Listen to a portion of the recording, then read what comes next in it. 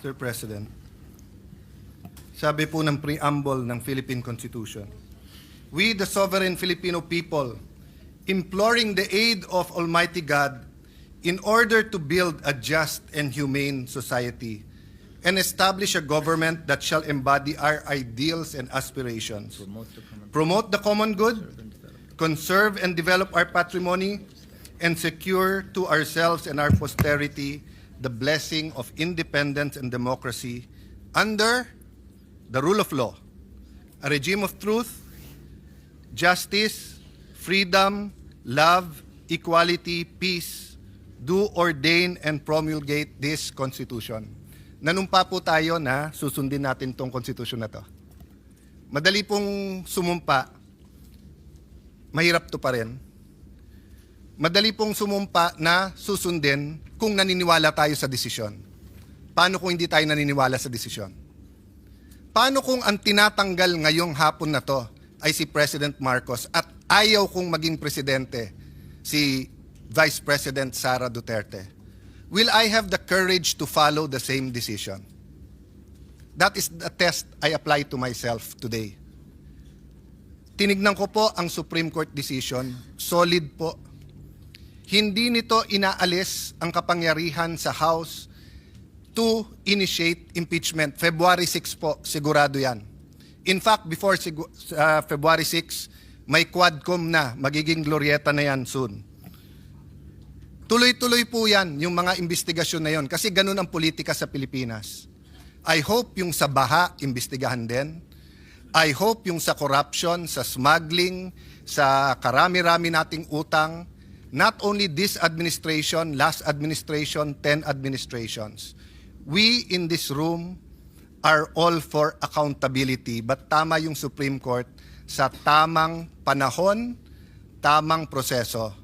Jeremiah 29:11 tells us, "For I know the plans I have for you, plans to prosper you and not to harm you, plans to give you hope and a future."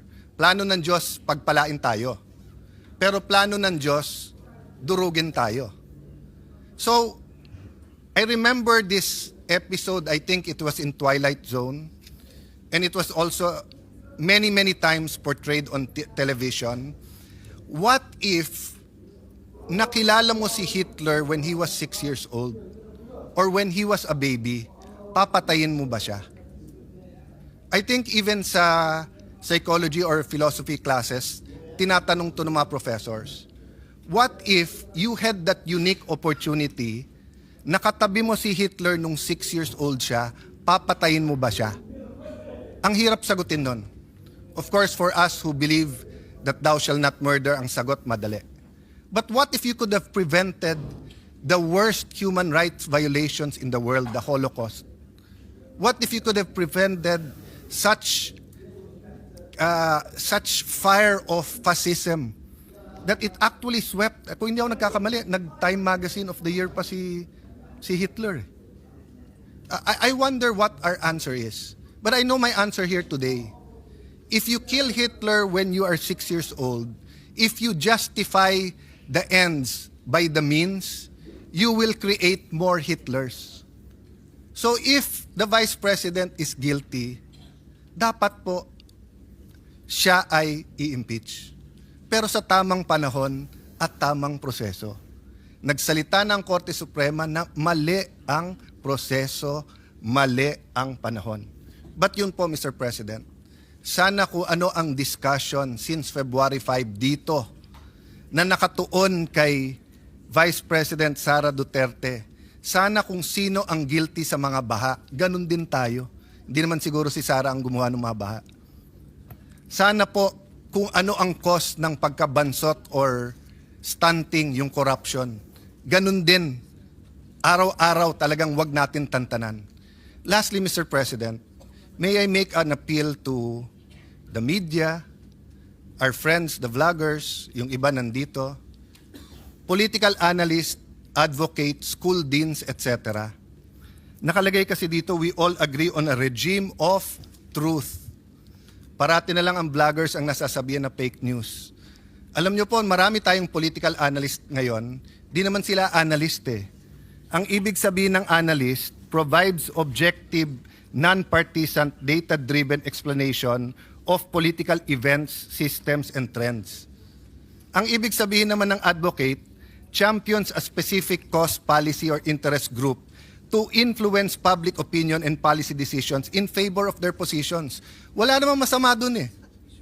So kung ikaw ay advocate, sabihin mo na lang. Pero mag-a-appear ka sa TV, magpapa-interview ka, sasabihin mo political analyst. Pero gusto mo lang, bata mo maging presidente, nililito mo pa ang tao eh. Ganon din po. Ilan beses kami binugbog dito nung iba na ang sabi, bawal daw ang isang senator judge na mag-move to dismiss. Pero sila din ngayon ang nagsasabi sa mga senator judge, mag-MR kayo sa Supreme Court. Saan kayo nakakita na hindi pwede mag-motion to dismiss? Judges dismisses cases because of no jurisdiction. Ang CA, 3 sila o 5. Hindi nyo lang nakikita sa publiko at hindi sila mag-move kasi sila lang nag-uusap. Ang Supreme Court, hindi ba dinismiss nila? Hindi ba sinabi nila no jurisdiction? Tayo kasi dito nag-usap sa hall na to. So natural, hindi naman pwedeng si Senator Batorni ay tumingin lang sa akin tapos maisip niya, dismiss. Walang manifestation dito na hindi sinasabi. My point, Mr. President, is that yung sinabi ni Mahatma Gandhi nangyayari na sa Pilipinas.